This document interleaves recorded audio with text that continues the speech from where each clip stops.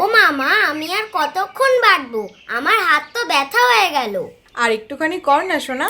আচ্ছা, করে দেব। তুমি দুটো নাড়ু দেবে তো? নাড়ু? এখন কেন? পুজো হয়ে যাক, তারপরে দেব। তাহলে পুজো কখন শেষ হবে? কেন খুব তাড়া পুজো শেষ হবার? পুজো শেষ হলেই তো স্কুল খুলে যাবে, সেটা খেয়াল আছে? আর দুদিন পরে করলে হতো না? দুদিন বেশি ছুটি খাওয়া যেত। কেন? পুজো কি তোর কথা মতন হবে নাকি পঞ্জিকা অনুসারে হবে?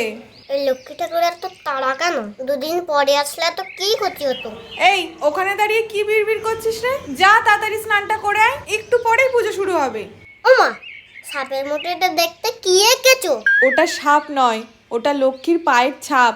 লক্ষ্মী, এটা তো আমার পায়ের মতো হয়েছে। এরকম বলতে নেই, ঠাকুর পাপ দেবে। ঠাকুর শুধু পাপই দেয়, একটু ছুটি দিতে পারে না দুদিন?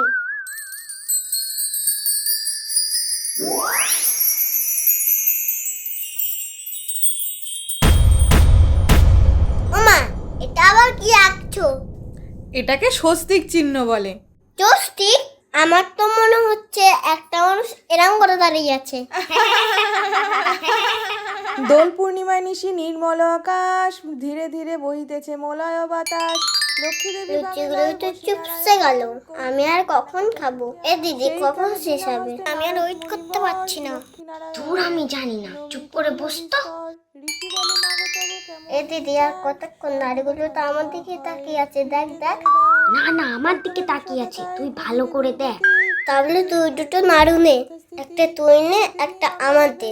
ভাগ ভাগ, মা দেখতেই পাবে না। মা দেখতে পাচ্ছে না তাই কি হয়েছে? লক্ষ্মী ঠাকুর তো দেখতে পাচ্ছে। আর ওই যে পেঁচাটা তো নাড়ুর দিকেই তাকিয়ে রয়েছে। আমি তো আর পাচ্ছি না, প্রসাদের গন্ধে তো পেটে ইঁদুর দৌড়াদৌড়ি করছে।